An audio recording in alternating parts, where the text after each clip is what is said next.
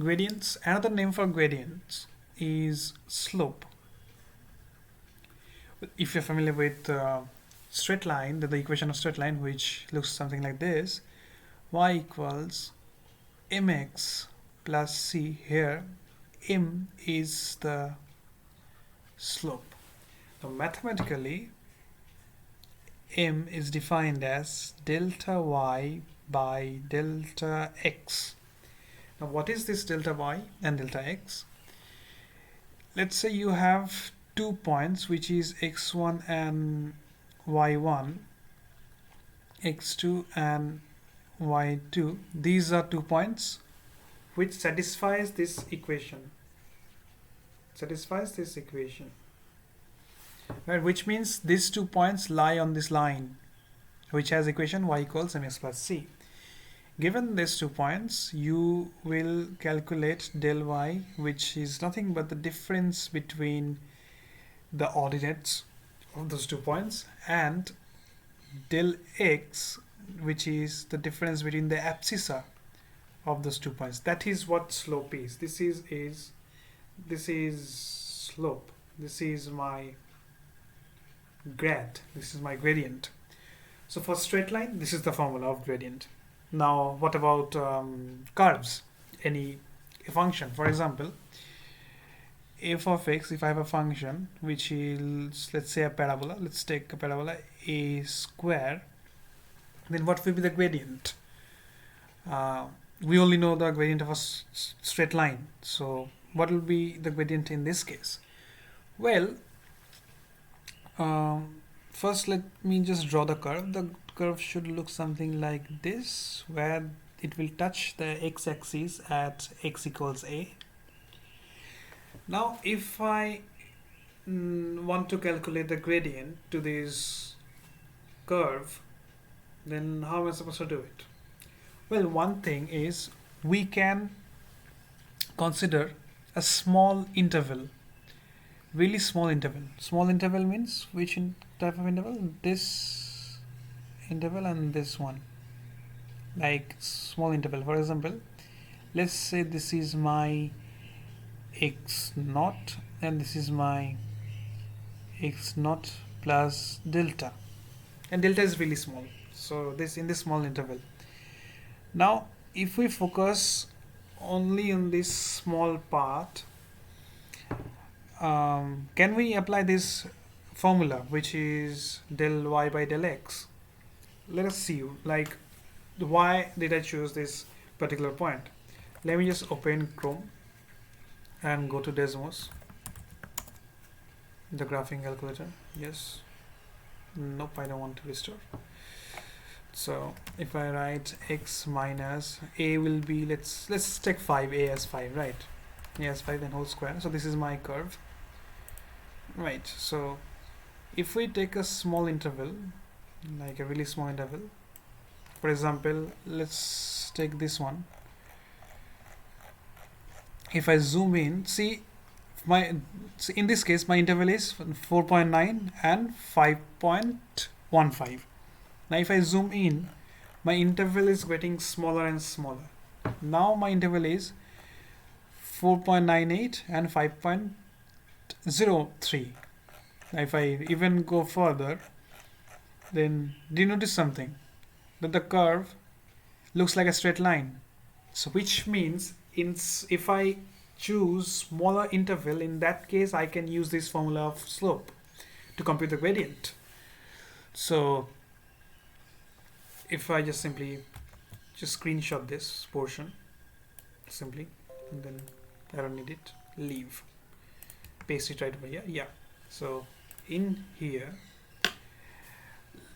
I will take one point which is my x naught, another point which is my, let's say, x naught plus delta. And what is delta? Delta is the length of this interval. This is delta, the length of the interval. So given these 2 points, I can easily compute the gradient, because a gradient of 1 point is actually meaningless. You cannot have that, because in this case the delta sum will be equal to 0, so it's undefined, so you cannot have that. So you need 2 points. So here are the 2 points. even though it's very close to each other, but still those are two distinct points, right? So we can compute the gradient using the formula. So in this case, what will it be like? For this one, the f will be my f of x naught, and in this case it will be f of x naught plus delta, right? These are the 2 points. So given these 2 points, if I plug in the original value, which is delta x and delta y, this will be my f of x naught plus delta minus f of x naught divided by x naught plus delta minus x naught. So this is the gradient in interval x naught to x naught plus delta. This is my interval, right? Now the thing is, what if we want to find the gradient at a specific point which is actually undefined? So like you cannot have the gradient at a specific point, because in that case, x naught should be equal to x naught plus delta, which means delta is equal to 0. So if delta equals 0, then x naught minus x naught will give you 0. So the denominator is 0, which means it's undefined, right? So in that case, we have to take the limiting value. Limit delta tends to 0. If I shrink the size of the interval, which is this delta, if I shrink it down, if I move this point as close to the first point, that means delta will tends to 0, and hence I can compute the limit. At least I'll get an idea of what the gradient will behave at a single point using limit. This tends to 0 is a bit different. Tends to 0 doesn't mean that it's exactly 0, but it's what will be the value if my delta approaches 0. So that is what the gradient is. And that gradient, this limit, this whole thing is known as dy by dx. So that is the gradient, right? And this gradient is also the slope of the line which is tangent to this curve at this particular point. So this is the point. If you draw a tangent to this line, then the slope that is equal to dy dx. So let us go ahead and use Python to see if this is actually correct, indeed the case. In here I will just simply write x equals torch dot length space. We'll create 20 to 20, 100 space in between. So that is right. Now I have to define f of x. So my f of x is what? My f of x is x minus a whole square. Let's take a as 5. So let me just write it down.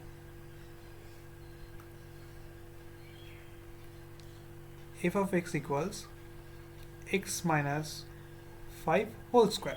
So this is my f of x. So f of x is a function of x. So which means f is a function. So lambda x, in goes x, and out comes x minus 5 whole square. So start to, yes, that is my f of x. Now I need to plot this graph. So I'll use plt.plot capital X, comma, f of capital X. Now plt.show, and if I run this cell, that is my curve. How lovely is it? Let me just do one thing. Let me just go from minus 30 to 30. If I do it 30, yeah, that looks beautiful. Nice. So this is my curve. This is my function. Now let's take a single point where we can let's take a single point, x naught comma y naught. Let's take 5 comma f of 5, right? When we want to find the derivative, the gradient at this particular point. So x naught comma y naught equals 5 comma f of 5. Right, now let me just first draw this, like plot this using the scatter plot in this graph, and then color, I want to choose color like C to be red. Let's go with red. So that is the point. Oh my god, yeah, it's exactly middle. Let's take another point. Let's go for 15. Nice, that's fine, that's good enough. So that is my point, and I want to find the tangent. I want to plot the tangent to this curve at this point. So first I need to find the equation of tangent. So how am I supposed to do that? What information do I have so far? I can find the derivative at this particular point, right? So which means x naught, I can find f dash of x naught. F dash x, I also know f dash x, which is 2 times x minus 5. I have this information, and using this I can compute the actual value, which is f dash of x naught, and the equation of that tangent will be y minus y naught m x minus x naught, where m is a slope, and m slope is f dash of x naught, and you still have x naught, and this is your y, and this is plus y naught. So this is your equation of tangent. Let's see if I'm right or wrong. So tangent y, I'll give tangent y, this will also be a lambda function. It will take x, not double x but single x. F dash, well, I need to define f dash x. Let me just do it. F dash x equals lambda in goes x, and then it will be 2 times, what will it be, x minus 5. Yes, f dash x is 2 into x minus 5. Now tangent y, this is x times f dash x of x naught times x minus x naught plus y naught, right? And so this will give me the y values of the tangent. I need x values, so this is the y value of the tangent. This is the equation. I need x's, so I'll do one thing. I'll write x's equals torch dot tensor. Let's take x to be minus 20, and another thing, what let's go for 30. 20 and 30. Done. Then I'll just simply plot. This will be tangent y of x's. So if I just plot this, I hope everything's alright. Yeah. Oh, voila.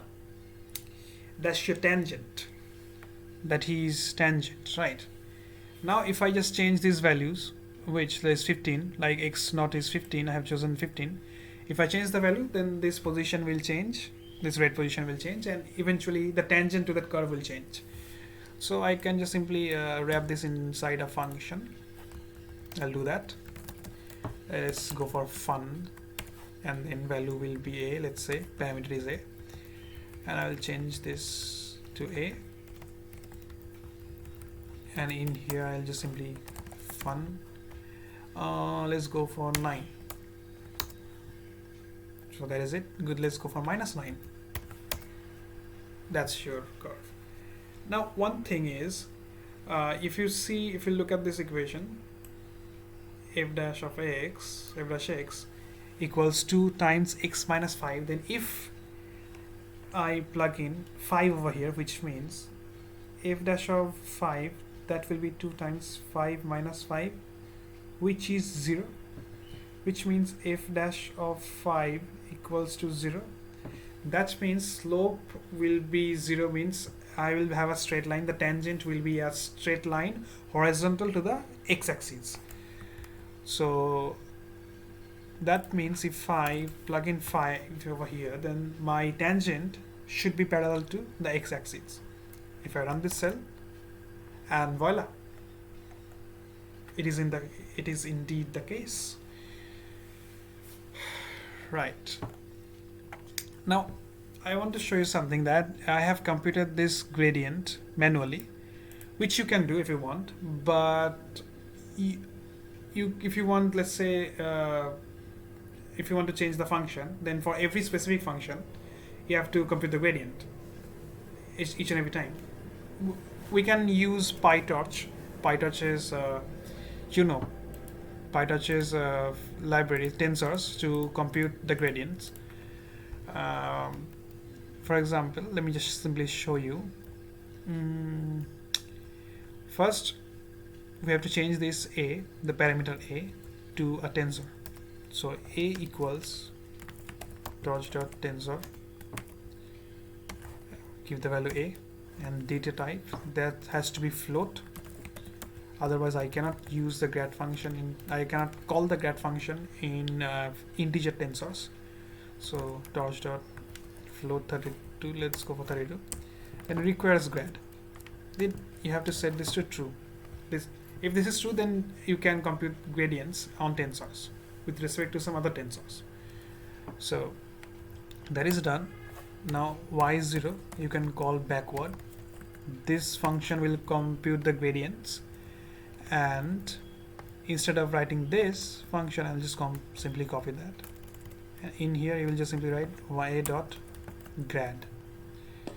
Right, a.grad, and this will give you a.grad will give you the actual value of gradient. Now let me go to the next step, and I have to set a dot requires grad to be false, because otherwise I wouldn't be able to plot the graph from tensors. And also I need to change these torch tensors to numpy. Before that, we're going to detach, because this detach function will remove the tensor from the computation graph, and PyTorch uses computation graph to compute the gradients. I will make a video on those later. Computation graphs, scatter plot, x0, and these are also here. These are also PyTorch tensors. This have to change this to numpy arrays. Dot, just to be on the safer side. Dot numpy, right? I guess everything's fine. If I just simply run this cell, I'm getting an error. Nice. Tensor object has not a bit. Oh lol. Sorry. Detach. Oh, typo.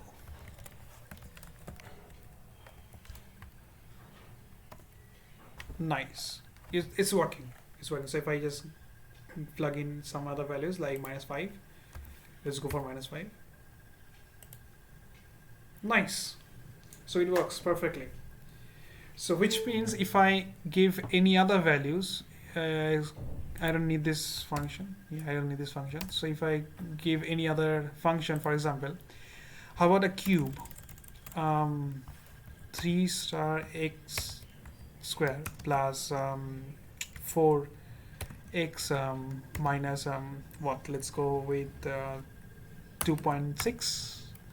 If I do this function, then that is the curve. That is square, so this is still a parabola. If I change this to 3, means cubic function, this will look something like this. Right, and if I change the values, for example 15, that is your tangent. Right. Let me go back to our previous function, original function, which was parabola. Yeah, this one. Nice, parabola.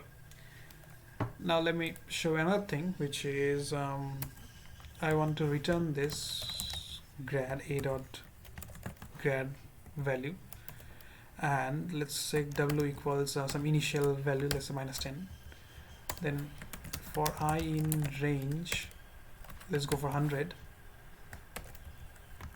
What I will do is I'll just simply write dw equals function.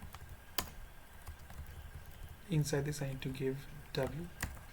Let me provide I as well. Then what I will do is I'll simply here provide I and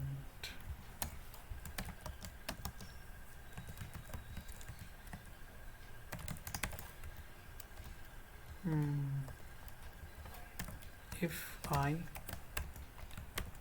0, then plot this shit. Lovely.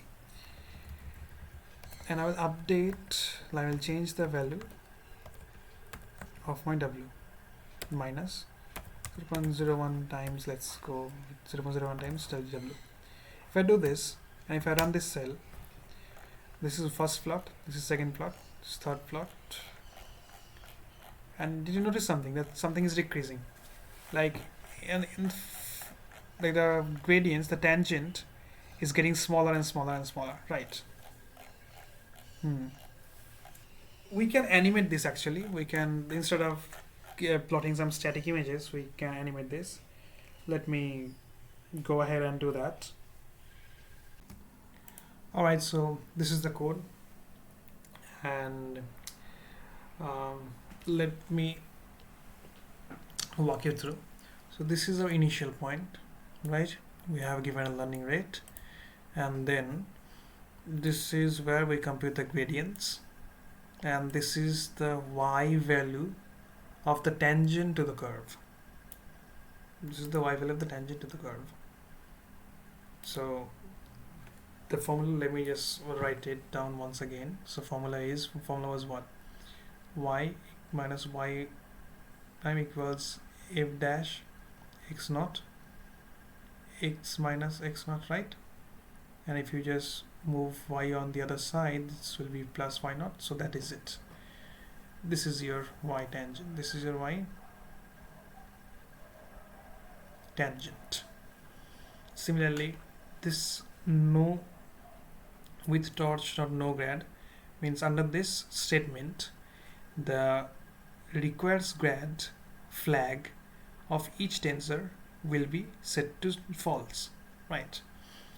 And this line, which is line number 23, is basically your previous x. So let me say prev subtract the del L by del x times a learning rate, a factor scaled by a factor. Then this is your new x new. So this is the weight updation step, and this is the actual formula for gradient descent algorithm, right? And here we can see like the line number 30. Here I have used this tangent y to plot the tangent to the curve, and let me just quickly run this. If I run this in terminal, it was a rapid fast, it was really quite fast, so I need to decrease the learning rate. Let me just decrease it. 0.01 seems just right. So yeah, as you can see, that gradient is decreasing. This is how the gradient actually decreases, right? So this is the animation, this is the visualization of gradient descent algorithm of a single point to a curve. Now what is actually happening? So if we just go here, and see. So let's say you have your parabola, simple parabola like this, right? So you are here at this point, this is the tangent. So this is the gradient at this particular point is the slope of the tangent, right? Now your x equals your x this is your previous, this is, let's say, x prime equals minus some value mu, then del L by del x. So del L equals, basically L can be thought of as a function, let's say y minus y is a constant here. Let me just write here instead of y just 17 minus x. How about that? Yeah, it's fine. So this is like of the function. You can just consider it out, or let me consider the original function, so which is x minus 5 whole square, right? So this is the function. So this is the function, right? So this is the curve, how it looks like. And at this point you've computed the gradient, and you can see, we can simply say from the you can simply see from this picture that the gradient is negative. So which means, and this value, mu value, will always be in between 0 and 1, right? So it's positive. And now what we will do is, we can see this thing is positive, this thing mu is positive, this is also positive, no, this is actually negative. So this thing is negative, and negative times negative will give you a plus, which means x prime will be x plus some positive. So this is your previous x value. Now x some positive, which means you will go towards your right. So maybe you will be here, right? And eventually much closer to minimum. So x prime, this is a new value x prime. This is x prime is much closer to minimum, and minima is at 5. Similarly, let's say if you are here in this point, in this section, here you can see that the gradient is positive. So since the gradient is positive, this will be positive. Hence you subtract a positive value from the positive, then what will it be? Like x prime will be less than x, which means x prime will move towards your left. This will be the new value of x prime. So in this scenario as well, you can see that you are moving closer to minima. So this is why it's known as gradient descent. The gradient is descending at each and every step. So, and that was our visualization, right? That is it. And you can use PyTorch, like for example, you can use, let's say you can use PyTorch chase optimizer. So let me just write it down, optimizer, then optimizer equals from torch optim, will take is gd, will give you exit. Yeah, optimizer will pass here the tensor, which is x, and then learn, which is the learning rate, will set to learning rate. Nice. Then backward, before that we need to initialize all optimizer to 0, hence 0 grad, all optimizer gradients to 0. We initialize all the gradients to 0, and then what we will do is we will we don't need this, we don't need to plot the tangent, or actually we can plot the tangent, never mind, we can plot the tangent. Yeah, so it's backward, and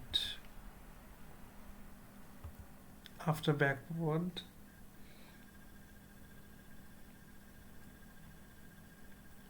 we will write here grad. We don't need grad actually. Backward we'll just simply write optimizer dot step. So step, and we don't need this torch function at all, right? We don't need this, so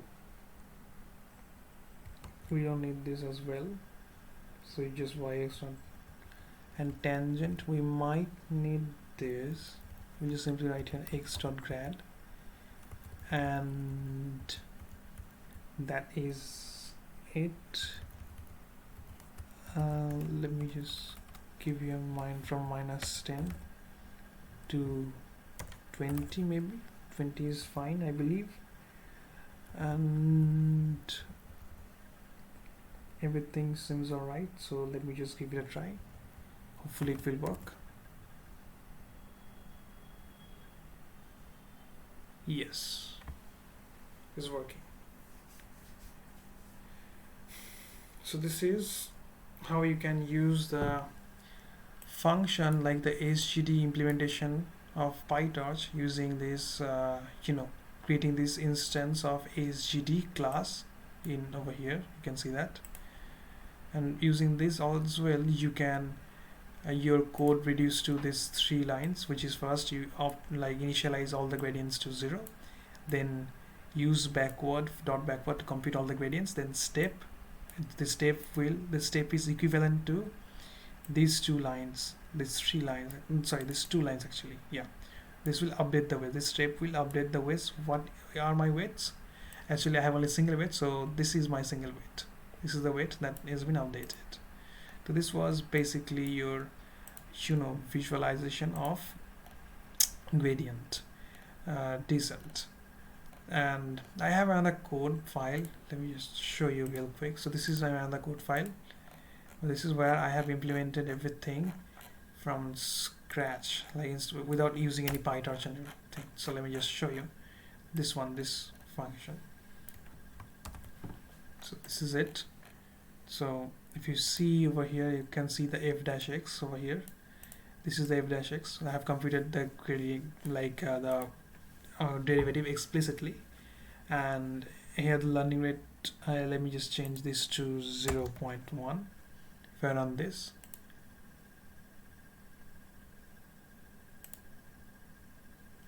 is it running? Okay, it's a bit slow. My PC is really slow. That was rapid fast. Nice. Now what will happen, watch what happens if I, okay, yeah, I ran it twice, thought so. Watch what happens if I increase the learning rate to 1.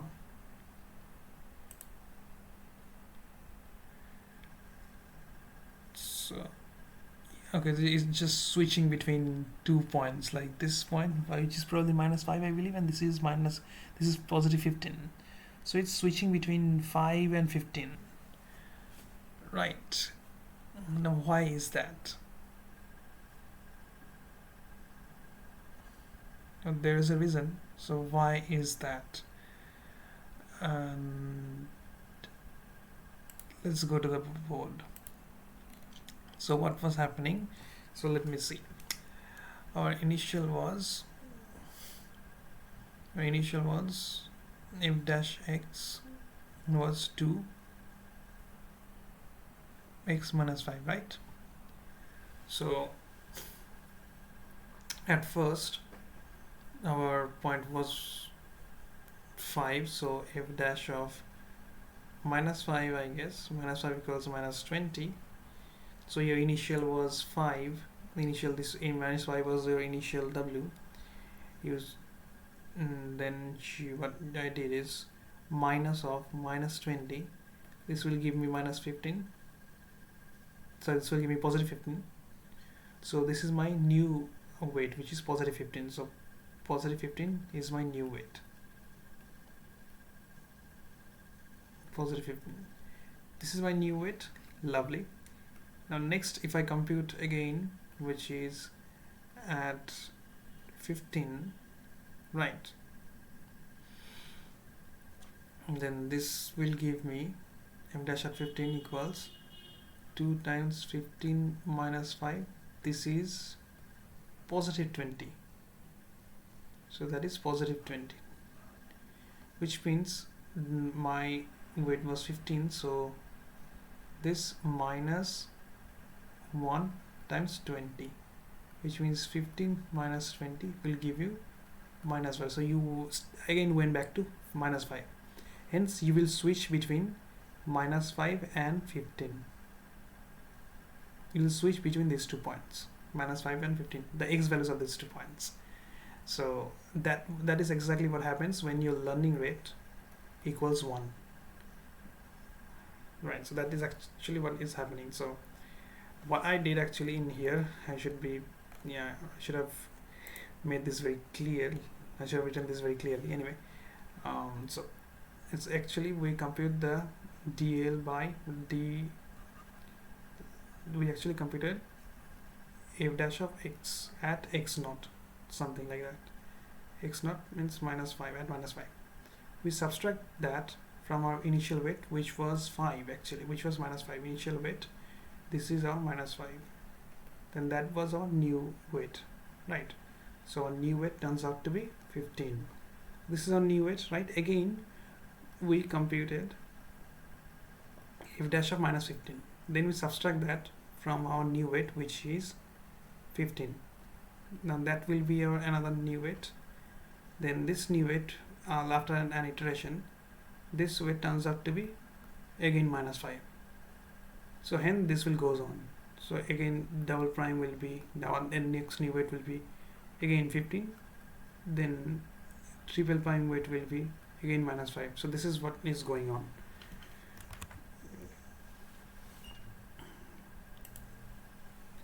And if you increase it further, even further, so this is what is going on. But if you increase this even further, for example, let's say 2, this will just simply blow up.